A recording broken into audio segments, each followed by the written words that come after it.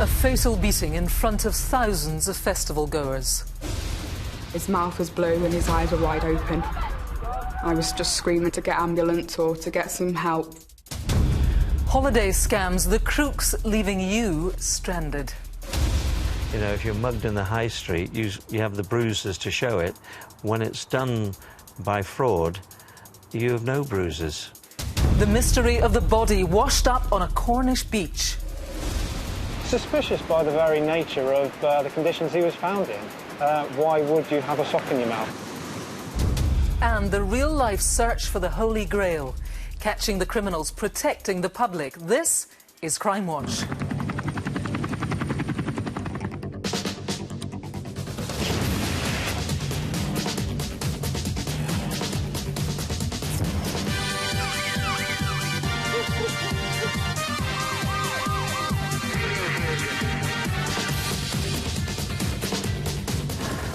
Hello and welcome to Crimewatch. We are live for the next hour with this month's latest crime investigations, news and appeals.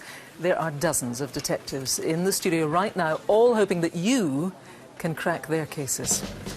I've also got my latest collection of faces, people wanted for GBH, drug dealing and murder. And some incredible CCTV, including this master of disguise, robbing a shop with a plastic bag on his head. And I'll have the exclusive inside story of how counter-terrorism officers caught a lone wolf setting off bombs across the West Midlands. The absolute pressure on us there is to put a name to the bomber and actually arrest him. Let's get him off the streets before any more bombs are set. Now, as we approach the end of July, we're in the middle of the summer festival season. Just last month, a group of 5 friends headed to the Parklife Weekender in Manchester, an event that is attended by around about 70,000 people each and every day. But what should have been a highlight of their summer went horribly wrong, and it all happened in front of thousands of witnesses.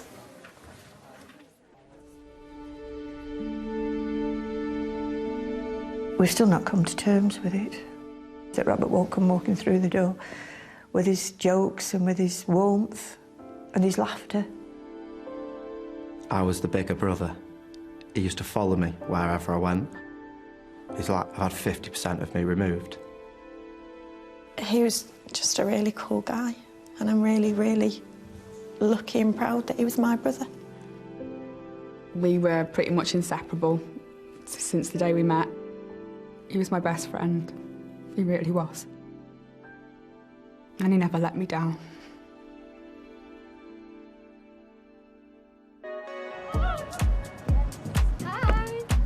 On Saturday, the 7th of June, Robert and his girlfriend Gemma met up with 3 of their friends.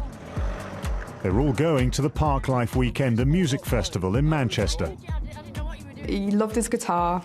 Everything was based around music and making sure that when we went out, it was, you know, a good lineup.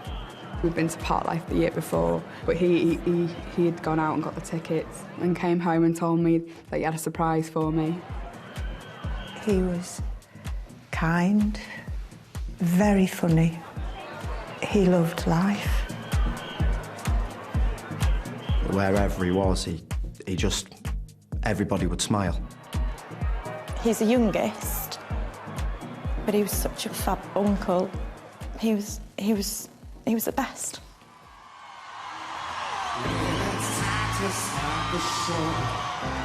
It was like raining and then the sun came out as soon as we got there, really.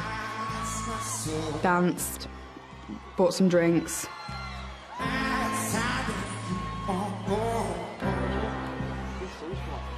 We just sat there and spoke to people and had pictures taken with them. Just had a lovely time together, just talking. And then went to watch the end of Rudimental.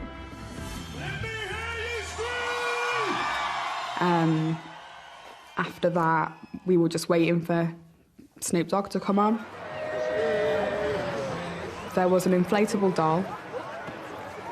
It got chucked over once and then chucked back over. And then the second time, it hit me, covered me in mud. And that's when Rob turned around. What are you doing? He actually said he didn't want any trouble. and that's when they've turned into a scuffle. I was trying to get Rob away. He's 6'3", I'm 5'2", so I couldn't really do a lot, and that's when I got knocked over.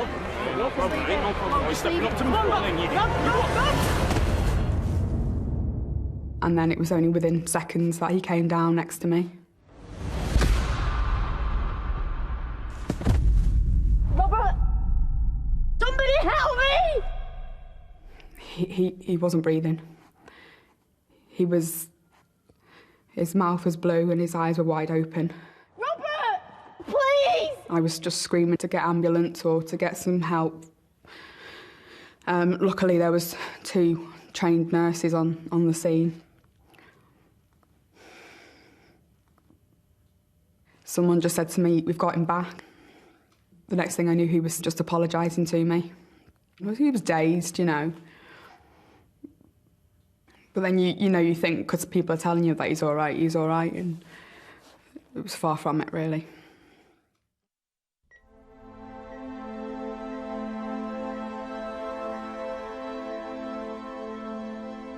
Robert was taken by ambulance to a local hospital, but his condition quickly deteriorated. He was now fighting for his life. We immediately got to the hospital and Robert was in an induced coma. And we all prayed and prayed. He was just lying on a bed with lots of tubes and machines hooked up to him. It was a matter of minute by minute of survival, really, rather than what's he going to be like the next day. Injuries were just too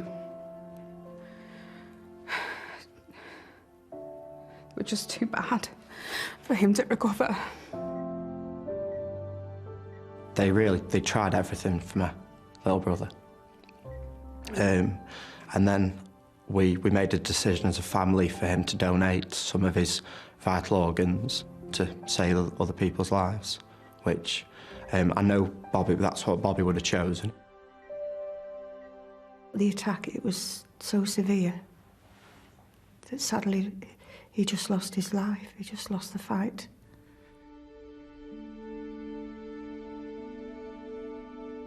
I'm facing a future that's very dark, lonely, and without any hope.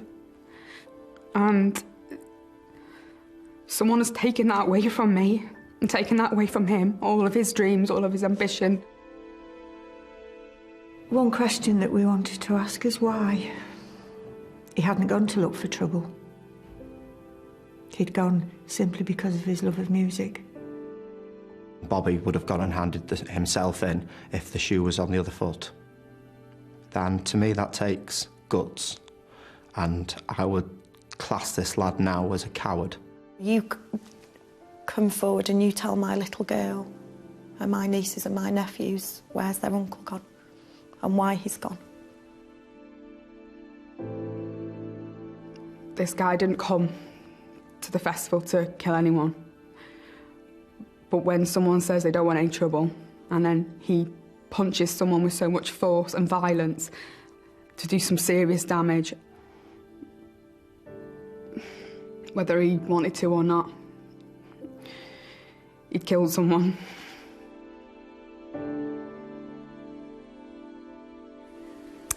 Why, as family are asking, well, why indeed? Detective Inspector Richard Eales from Greater Manchester Police is here. He's leading the team and the investigation. Thanks for joining us, Richard. I have to say, tragically, this is something that we see all too often here on Crimewatch, this sort of fight. Yes, I think it's fair to say that this was an altercation between the two of them and not completely one-sided. However, given the fact that this person left the scene and has failed to contact us, only makes matters worse for him. We are urging him to come forward. I believe we will find him. It's only a matter of time. Would it be fair to say that you have a pretty clear picture of the suspect thus far? Yes, that's correct. He's described as mixed race, 6 foot, 6'1". He had a muscular build and he was in his mid-20s. He had short, dark hair which was shaved at the sides. He was wearing a dark-coloured jacket and shorts. We also believe he was in company with a girl who had shoulder-length blonde hair possibly wearing a pink top. Now, as I mentioned, 70,000 people each day at this really popular festival. Many of those people taking footage with their phones, taking stills photographs too. It'd be useful to let people know that they can download their footage onto your website. In fact, the email address to do that is on the screen now, and we would urge people tonight to do that. Any little piece of information visually might be very useful to you. As of right now, there are people that you certainly want to trace as potentially very helpful witnesses. Tell me about them. Yes, if we've had some additional images that we have of people that we know that were stood next to Robert and Gemma at the time of the incident, and they may have crucial information, and we need them to come forward to help us. It is also worth mentioning to people watching tonight that there are rewards, substantial rewards involved here. Yes, that's correct. The event organisers have pledged £20,000, and also Crime Stoppers this evening have pledged a further £3,000, leading to the arrest and conviction. OK.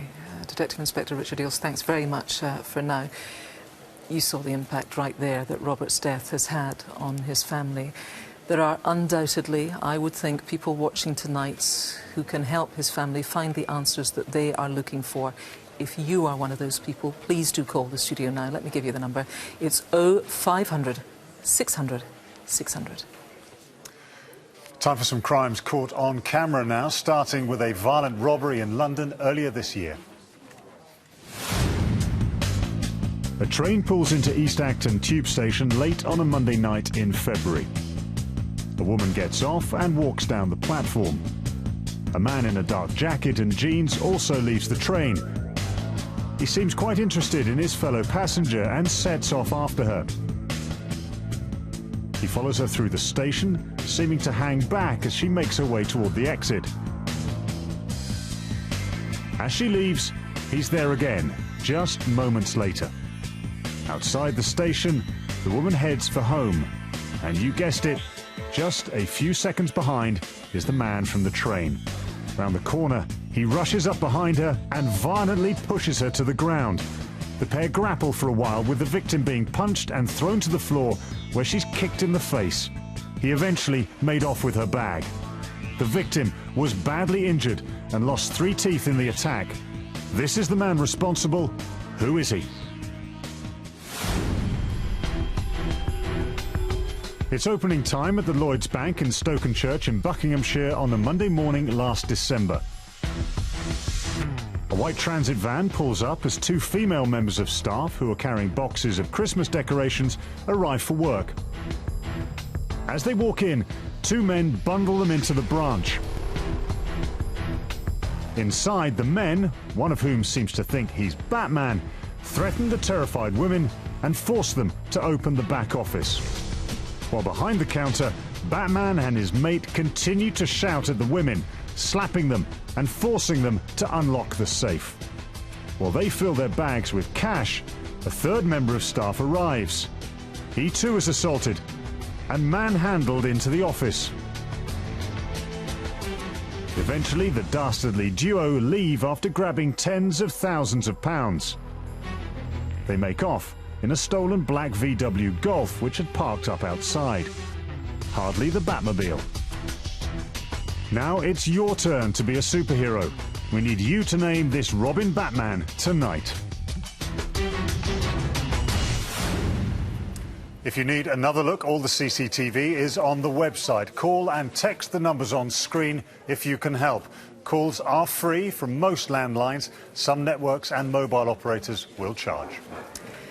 Most of us manage to pack our bags and get away for a break at some point during the year. And now, with the school holidays upon us, Martin has been investigating the ways that a growing number of fraudsters are conning innocent holidaymakers out of their hard-earned cash.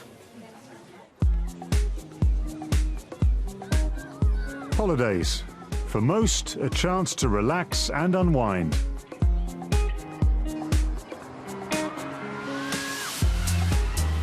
But for a growing number of holidaymakers, that's not necessarily the case.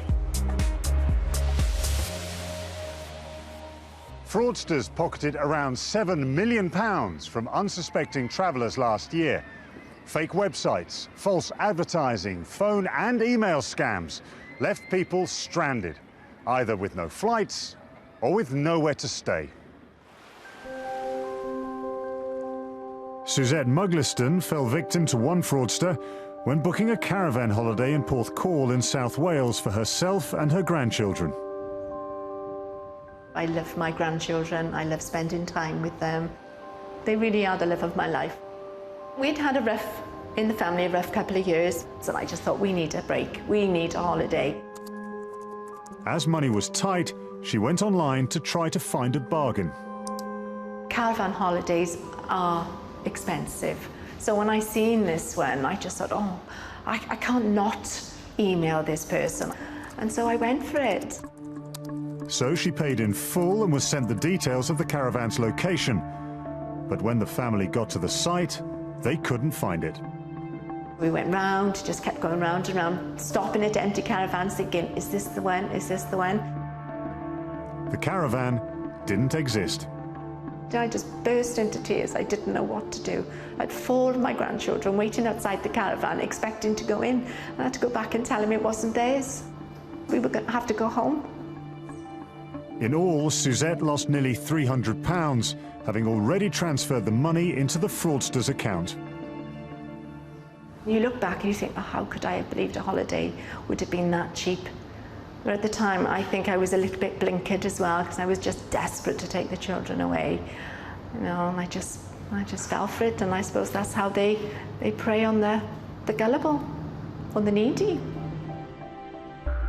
Last year, Jessica Scott, the woman responsible for the family's heartache and that of other victims, was sentenced to 8 months in prison for fraud and ordered to pay more than £2,500 in compensation.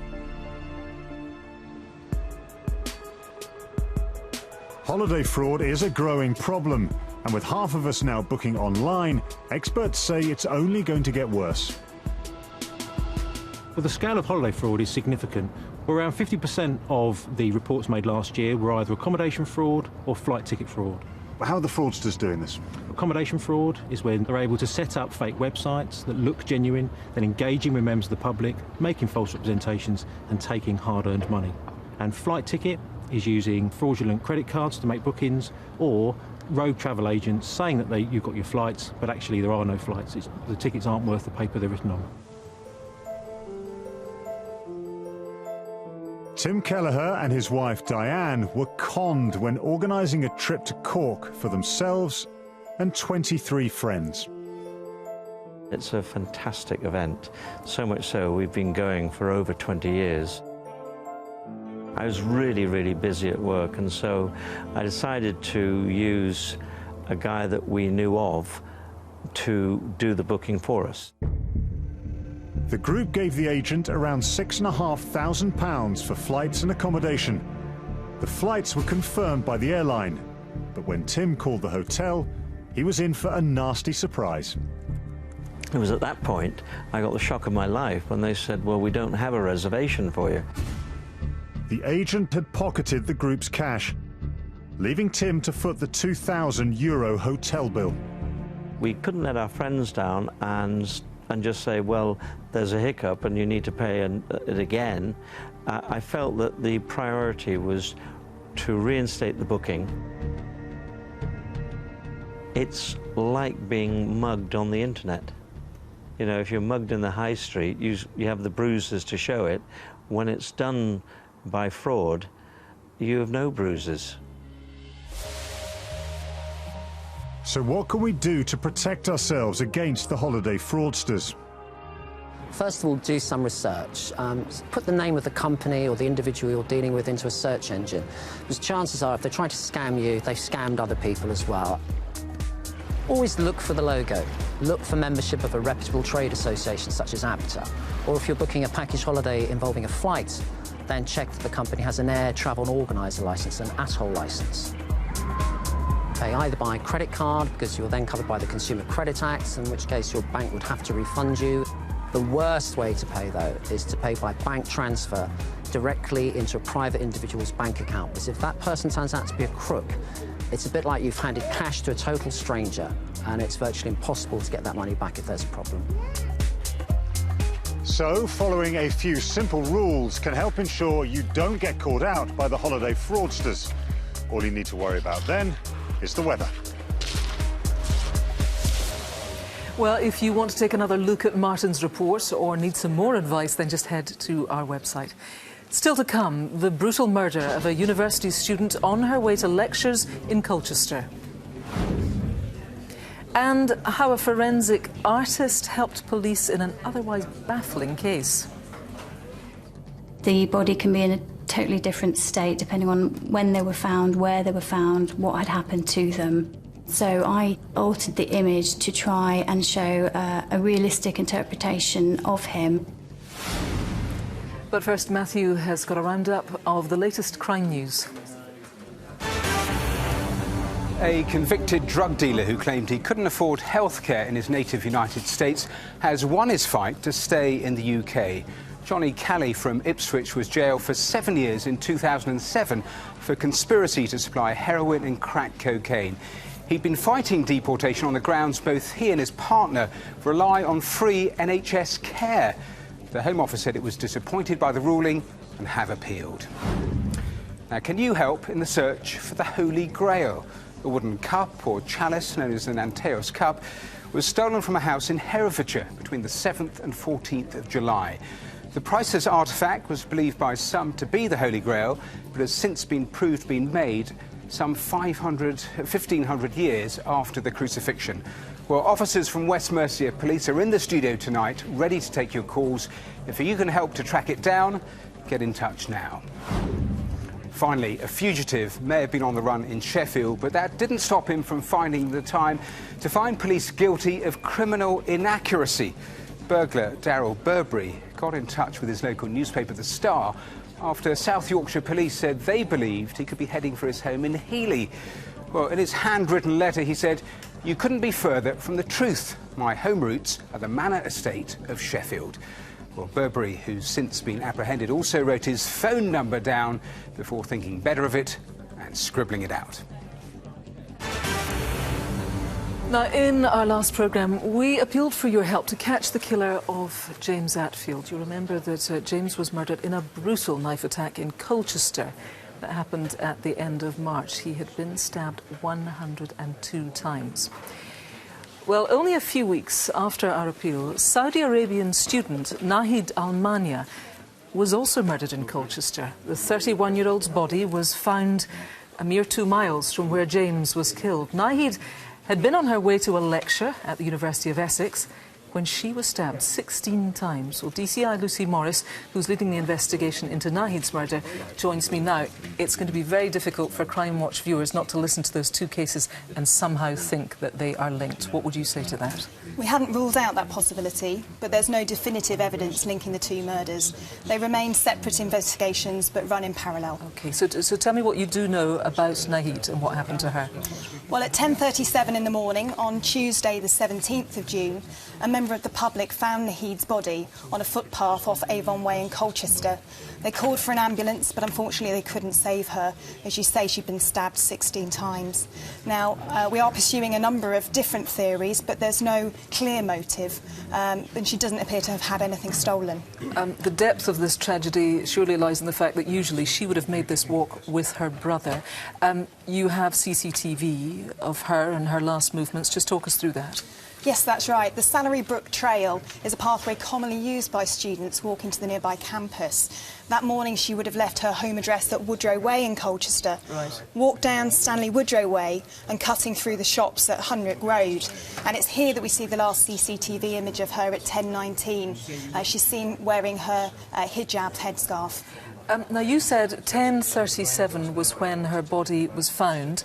As you've described it and where it is, it surely must have been a very busy part of the world, this. That's right. There's a number of people we still need to identify. We're particularly keen to trace a male seen wearing a distinctive beige jacket, similar to this one.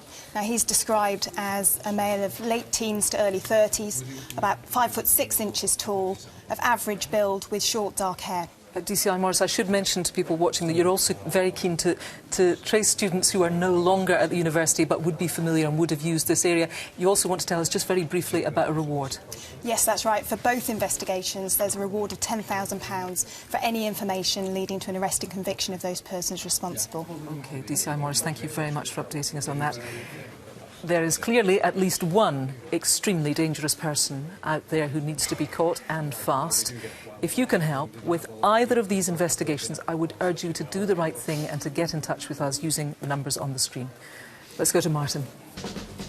We start the Wanted Faces with an urgent appeal from officers in Humberside who need to trace John Heald after a hotel landlady in Bridlington was murdered last week. 53-year-old Heald, who also goes by the names John Davis or John King, has links to South Yorkshire and usually wears a diamond stud earring. He has a variety of tattoos, including a horse and dots on the knuckles of his left hand, and birds, a mermaid and an eagle on his right arm.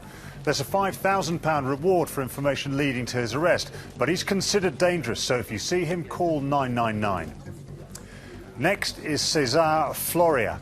Detectives are looking for the Romanian national in connection with the attempted rape of a woman in North Ormsby in Middlesbrough last month. During the attack, the victim was so badly beaten she suffered a broken nose, a broken shoulder, and her arm was fractured in 3 places. This CCTV shows Florea just before the attack. As you can see, he has a very distinctive gait. The 25-year-old has links to London and Romania and has previously worked in car washes. The third is Adebayo Ekan. He's wanted in connection with the murder of 18-year-old Marcus Hall, who died after a violence erupted outside a nightclub in Luton in 2001. Ekan, who's either 37 or 38, has links to West London, the West Midlands and to Ghana. He uses a number of aliases, including James Dalvin, Dave Bell and Gary Plummer, and has a round burn mark and a large scar on the back of his left hand, as well as a 2-inch scar on his right forearm. He's also considered to be dangerous, so call the police immediately if you know where he is. There's a £5,000 reward for information leading to his arrest. Lastly for now is Kieran Simpson. He was part of a gang who racially abused and assaulted a taxi driver inside his cab. The attack caused the driver to lose control of the car and smash into a set of railings. 22-year-old Simpson has links to Liverpool and Sussex. He shouldn't be approached again, just call 999. Now, all the faces are on the website. If you know where they are, call and text the numbers on screen. Texts will be charged at your standard message rate. Next, Devon and Cornwall police need your help to solve a mystery. In February, a man's naked body was washed up on Perranporth Beach on Cornwall's north coast. There were some signs of possible drowning, but police are still treating the death as suspicious.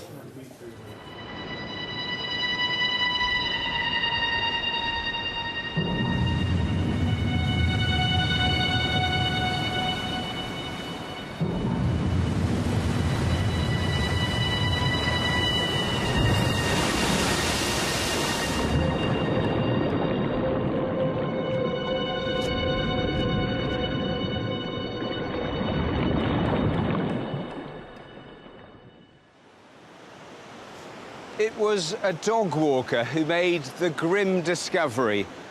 A man's body was found washed up here, naked, apart from socks and 1 shoe. This beautiful beach, which is famous for its surf, was suddenly a crime scene. For the police, it triggered an investigation into a death which 5 months on is still a mystery. As well as some signs of drowning, the man also had significant injuries to his chest and to his head and hand. Bizarrely, he also had white headphones looped around a sock, which was in his mouth. We didn't have anything to go on at all, really. We had a body washed up on the beach. We didn't have any clothes or identification. We didn't know where he'd gone in. We didn't know how long he'd been in the water even. So it was a really challenging investigation right from the start. We are used to having bodies washed up on the beach being a coastal area. This was very different, though. And instantly suspicious. Suspicious by the very nature of the conditions he was found in. Why would you have a sock in your mouth? It's not a usual way of finding a body on the beach. The Coast Guard had also attended the crime scene in response to the initial 999 call. Matt, in a situation like this, what are the first things that the Coast Guards are actually considering? Well, our prime concern is search and rescue, so we'll be worried about if there's anybody else in difficulties, whether someone's fallen off a boat, whether a boat has sunk, whether it's a group or an individual in difficulties on the coast. The key to this investigation is obviously working out when and where he got into the water. There are so many variables, aren't there? It ranges on a whole load of factors. It can be the weather, it can be the sea conditions, the build of the person. If you and I went in the sea at the same time, there's no way we'd end up in the same place purely because of the difference in the way we're built. Police searched the beach. They found a rucksack and a shoe which matched the one the man was wearing. A dark jacket had also been washed up onto the beach. It contained a wallet with £95 cash, but no bank cards, and just this photo of a young boy. On the back, it was dated 1952. It wasn't much to go on. Police released the photo of the boy to the public in the hope that someone would recognise it. No one came forward. Detectives also contacted a forensic artist to create an impression of the man's face. I produced the image for them, a sanitised image basically of the deceased. Obviously the body can be in a totally different state depending on when they were found, where they were found, what had happened to them. In this particular case, he wasn't wearing any clothes, his eyes were shut, various minor injuries to his face and so on. So I altered the image to try and show a realistic interpretation of him. The image was released to the public a week after the body had been found. Within an hour, police had a name. A family member recognised and identified him as 64-year-old Alan Geel from Wadebridge, around 25 miles north of Perranporth. Seeing the artist's impression, which was fantastically accurate, you know, we knew it was Alan. It's kind of numbing, really, I think, more than anything else. It is really upsetting that, you know, his life should come to an end like that, in circumstances which we don't understand. It makes it sort of doubly difficult. With a formal identity, detectives were able to start to piece together Alan's life. He'd spent the majority of his time in Cornwall and had a passion for the outdoors and surfing. For years, he'd lived alone in a beach hut in Polzeath before moving to a flat in Wadebridge 10 years ago. He was a really quiet guy. He was intelligent. I mean, never had a huge sort of circle of friends. He really was quite happy with a very simple way of life. Police now knew who he was and that the boy in the photo was Alan. But it still didn't explain how he came to be washed up on the beach. CCTV shows Alan on Monday the 24th of February, the day before his body was found. He withdrew money from a bank in Wadebridge. Then, that evening, it's thought he made 3 bus journeys. From Wadebridge to Truro, about 25 miles away. From Truro to Newquay, a route which would have taken him through Perranporth. From Newquay, he's thought to have caught the bus back again towards Perranporth. We do know where he was and how he got to Perranporth, but that in itself still raises questions. We still don't know why he got on a bus that went through Perranporth and got off it in Newquay and walked up and down Newquay Street and got back on a bus to come back to Perranporth. This final CCTV then shows him in the town at around 10:30. The last known sighting of him alive. The CCTV was a real breakthrough. It showed us the route he'd taken, it showed us which buses he'd got on, and it showed us which towns he'd walked around. And ultimately, it did show us that he'd got back to Perranporth that evening. What did it not tell you? It still gave us a large window of time between when we last saw him on the CCTV and when he was found on the beach the next day. And that's still the mystery for us.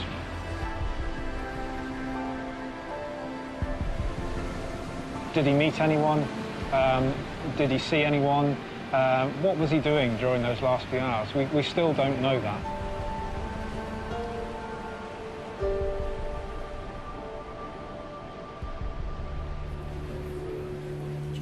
And DCI Dave Thorne is here now leading the investigation, of course, and still being considered by you as a suspicious death. Absolutely. At the end of the day, he had a sock rolled up in his mouth with headphones around the back of it, and we have to treat that as suspicious. He also had injuries we couldn't explain, but really, ultimately, he had a sock rolled up in his mouth, which is very unusual. Tell us what help, then, Crimewatch viewers can be tonight. Alan lived a solitary life. He didn't have any close contacts. We need to know whether people had contact with him. We need to know whether people met him, particularly on that evening. DCI Thorne, will you just take us through that CCTV again, just to give viewers another chance to take a look at it? Where and when? Alan took a bus to Truro. He arrived at Truro about 6:15. This is him getting off the bus. He walks around Truro for a little while before getting another bus to Newquay. This is him in Newquay. At about 8:15, he's had to travel past Perranporth, but he then gets another bus back to Perranporth, which is him there, seen at about 10:30. Yeah, so does anybody remember seeing him on that evening? Just quickly take us through the journey here. So he's taken the bus from Wadebridge down to Truro. From Truro, that he then goes via Perranporth to Newquay, gets off, gets another bus back to Perranporth. We thought it looked like a light jacket. In fact, you recovered a dark jacket on the beach. The jacket on the beach was much darker than the one seen in CCTV. We want to know whose jacket that was, where that's come from. OK, Dave, for now, thank you very much indeed. If you can shed any light at all on what happened to Alan, please do get in touch using the usual numbers on the screen. Or, of course, you can speak anonymously to Crime Stoppers. They're on 0800 555 111. And if you yourself have been a victim of crime, there is the Victim Support Line. Their number, 0845 30 30 900. Now, it's just over 4 years since this man suffered a truly horrific death in North London. Kester David was found burnt to death on the 7th of July 2010. His distraught family, including his 80-year-old mother, have been left in limbo since his death. Well, DCI Noel McHugh is here with me. And Noel, tell me more about the circumstances surrounding this death. 7th of July 2010, Kester David's body was discovered in a railway arch at the rear of Travis Perkins, which is Bloomfield Lane, Palmer's Green, North London. He'd suffered from burns and smoke inhalation. We know at 4:20 a.m. is when the incident most likely happened because CCTV picked up a bright light. Now, you've built up a picture of his life. Tell me what you found. Kester David was a part-time bus driver. He worked for Arriva, working from the Wood Green depot. His passion was DJing on the soccer and calypso scene, and people would have known him as DJ Bain. Now, you have some very important CCTV. Just take me through it. Yes, at 9 p.m. on the night before Kester was discovered, so that would be the 6th of July, he attended the Texaco petrol station on Lordship Lane. He had a jerry can which he filled with petrol. He went away. 20 minutes later, he returned with his white Ford Transit van.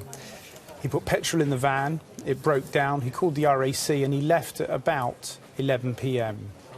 Then at 3:23 a.m. in the morning, a male attends the petrol station and purchases petrol in a fuel can and then walks off towards Green Lanes, and the male is then seen at 3:55 a.m. in the morning. Now, Kester David's family have viewed that male at 3:23 and 3:55 a.m. and they say that that is not Kester. So we need to know who is that male. Now, his mobile phone was used in the weeks after his death, wasn't it? Yes, that's correct. Kester had a BlackBerry Curve mobile phone.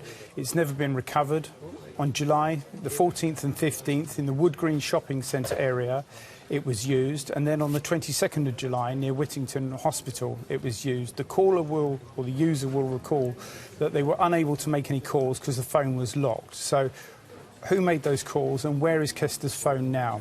Finally, someone has been in contact with your team. You are desperate that person gets in contact again, aren't you? Yes, we were contacted by an individual using the name Sharon. Sharon clearly holds important information and claims to know who is responsible for Kester's death. So, Sharon, please make contact. Detective, thanks very much. It is a terribly sad case, and Kester's family are understandably desperate to know what happened. If you saw anything unusual in that area that night or know of any reason why anyone would have wanted to harm Kester, please pick up the phone. So still to come, how counter-terrorism officers foiled a white supremacist determined to kill. My dad was 82 years old, could never ever have defended himself. Убийство было совершено по мотивам расовой. A murder was committed on the basis of racial hatred.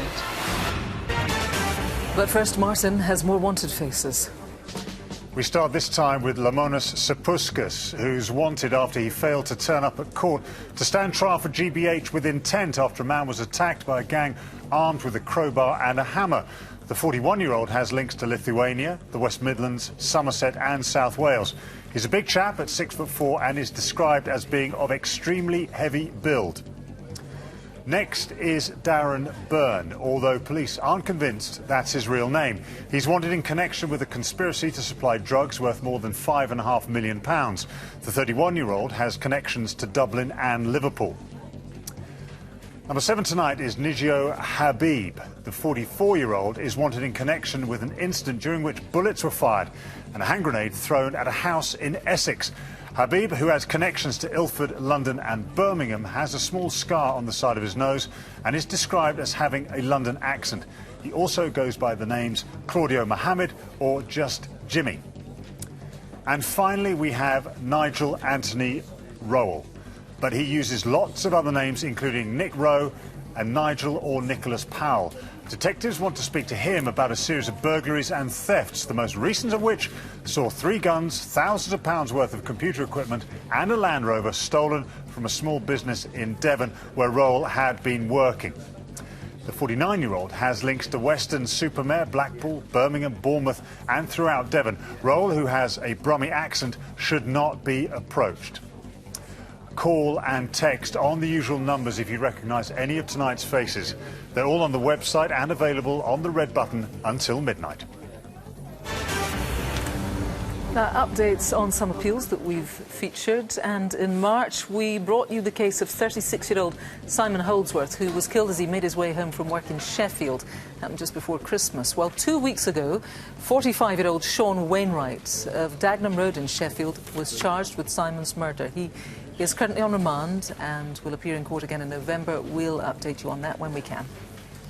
We can also bring you the latest on the murder of Jean Campbell. The 53-year-old died after being attacked while walking her dog near her home in Glasgow in December.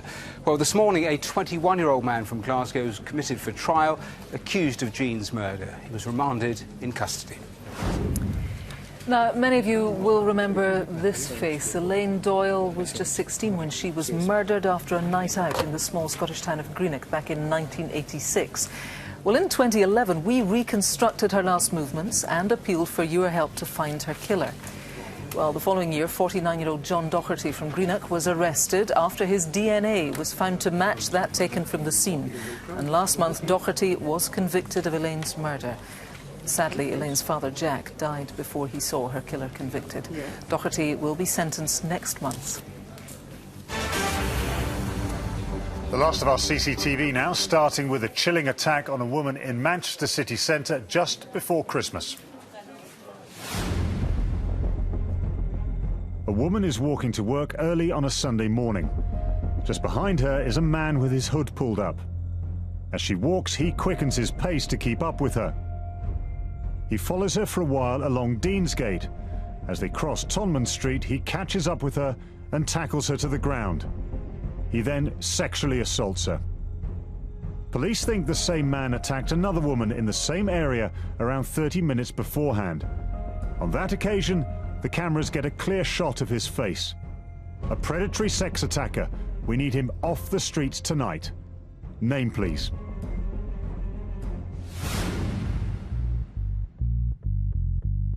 A residential street in Dean in Bolton on a Wednesday morning in May. A bloke in a hoodie is hanging around. As he wanders into the road, a 79-year-old woman who's walking home after collecting her prescription passes behind him. Another man follows the old lady into the lane. He walks behind the pensioner as she slowly makes her way down the alley towards her back gate, while the man in the hoodie stands guard. As the lady takes out her key, he grabs her handbag, the force pulling her violently to the floor. The thieving pair then run off with the bag. These lowlives robbed an elderly woman. Now, the images aren't great, but the victim did say the men spoke in a foreign language. If you know who they are, please tell us their names.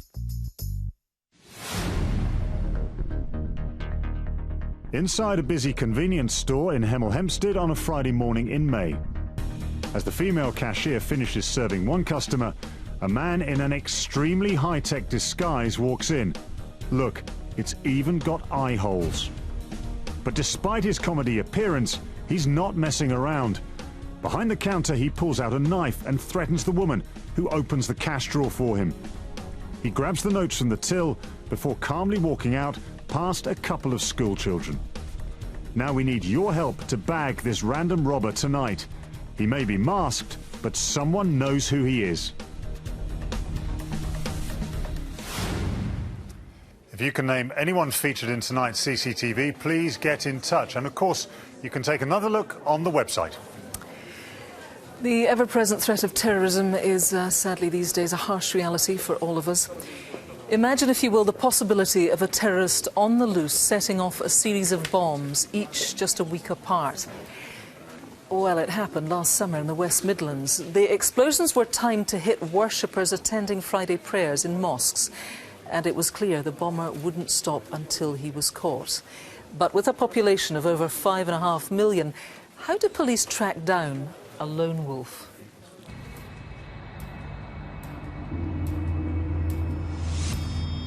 It's a real nightmare scenario. We just didn't know who was behind this.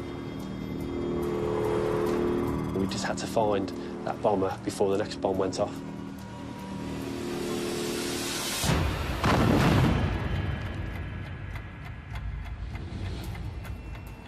At 1 p.m. on the 12th of July last year, a bomb packed with nails exploded at this mosque here in Tipton. It was a Friday when mosques are at their busiest, and it was the third such bombing in a matter of weeks. If that pattern continued, the counter-terrorism teams had just 7 days before the next attack. With over 200 mosques as potential targets, their task was huge. The 3 bombs had all been detonated in the West Midlands. The first in Walsall, followed by Wolverhampton, and now Tipton. It was only good fortune no one had yet been killed. We knew that the next bomb was a real high risk to life, so it was imperative for us to catch the person or the people that were responsible for it. With over 200 mosques in the region as possible targets, detectives had to work fast. They began by examining CCTV from the first bombing in Walsall. We really had to find the person quickly. We needed to get that crucial image of our bomber. What we're looking at there is CCTV around the Walsall Mosque of anyone carrying an object into and then coming out of the mosque without an object. We didn't know whether the person put the bomb there an hour before or 3 days or 4 days before for those times. That must have been an enormous amount. Yeah, there's thousands of hours worth of CCTV. After following dozens of potential suspects on CCTV, the trawl finally revealed one man whose suspicious actions stood out. The white man in dark clothing was seen carrying a bag outside the mosque just before the explosion. The key then was to follow that person on a number of CCTV cameras, just trying to find that clue to who that person was, where they lived, so we could identify and arrest them as quickly as possible. As well as the CCTV images of the suspect, detectives had one other significant lead. The remnants of one of these, a child's lunchbox used to conceal the first bomb. Having now pinpointed the main suspect, next they needed to trace his journey to the mosque. After following his route in reverse on dozens of cameras, they finally got a clear image of his face, and he was carrying a green Asda bag. Detectives were convinced the lunchbox containing the bomb was inside that bag.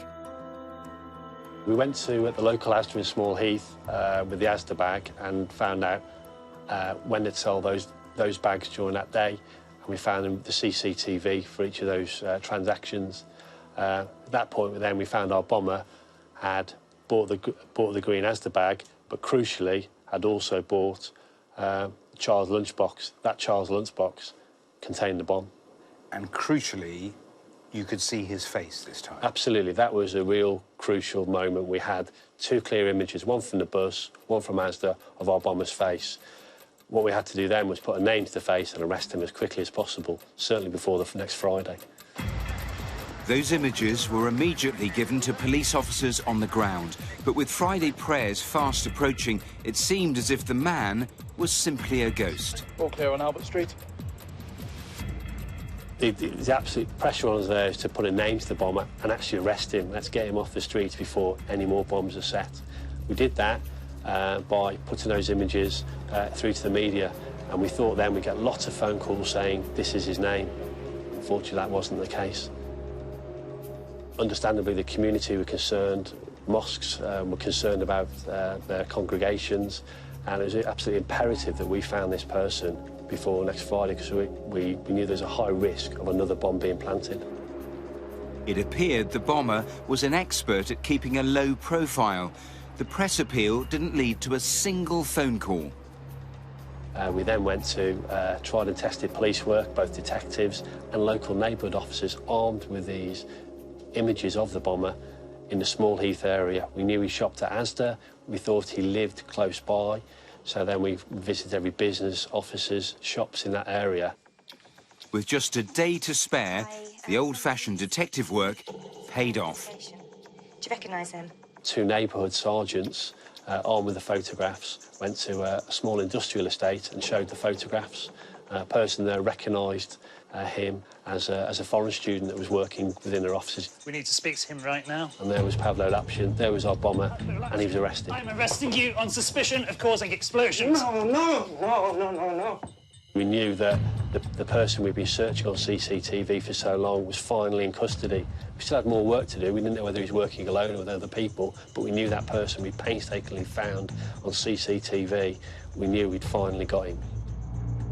24-year-old Lapshin was a student from the Ukraine who'd come to Britain to study at Coventry University and got work experience at a local engineering company. He'd been in the country for 90 days, but was staying in a flat on the industrial estate and hadn't socialised with anyone.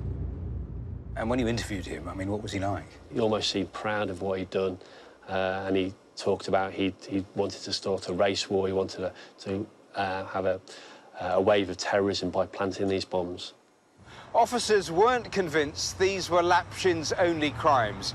He was a self-confessed racist targeting Muslim sites, and their attention quickly turned to the unsolved murder of an elderly Muslim man just a few months earlier. Almost a month ago. In May last year, Crimewatch featured an appeal to catch the killer of 82-year-old Mohammed Salim.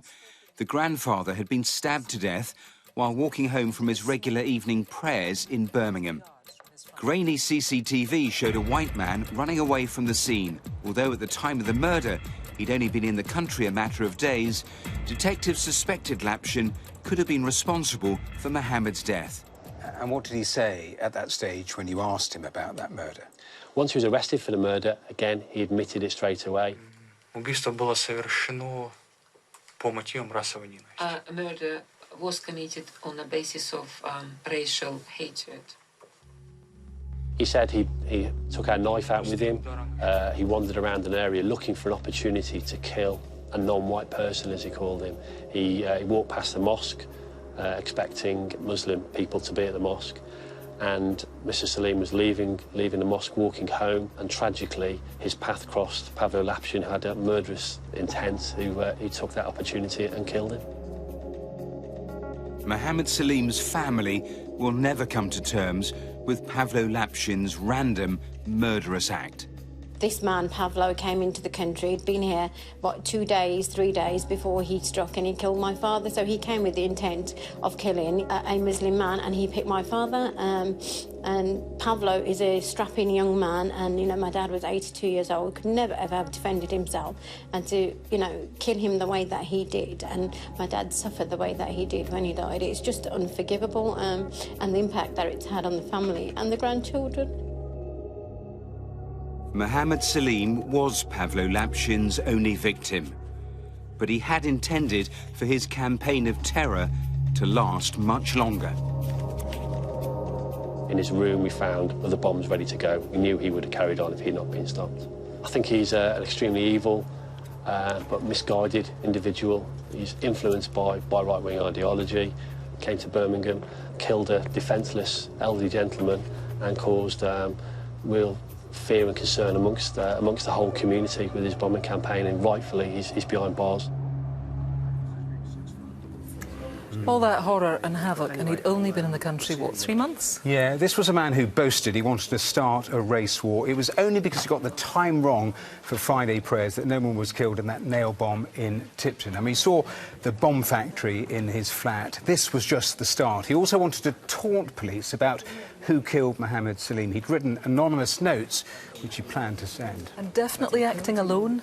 Yes, they went to Ukraine, they analysed his phones, his computers to see if he was part of a cell or a right-wing group.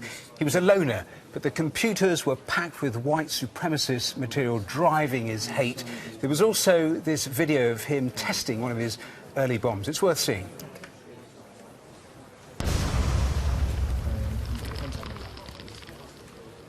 I mean, that is really shocking force there. What about sentencing? He got life with a minimum of 40 years. The judge said that his views were abhorrent to all right-thinking people. Mohammed Salim's daughter said the family just simply couldn't move on. She said the murder had disabled their minds in every emotional way possible. Really heartbreaking. Thanks, Matthew. Well, just time now for a quick update on tonight's calls. Here's Martin. We've had some great calls come in on one of our main appeals tonight, the death of Robert Hart following the Parklife Festival in Manchester. Remember, detectives wanted possible witnesses to come forward and identify themselves. Several of those have done that, and we've had possible 20 names for that suspect. OK, that's everything for now. But remember, all of tonight's appeals are online. The phone lines, they're going to stay open until midnight tomorrow. And we're going to be back again tonight at 10:40 after the news with the latest on what we hope will have been, I think it has been, a busy night.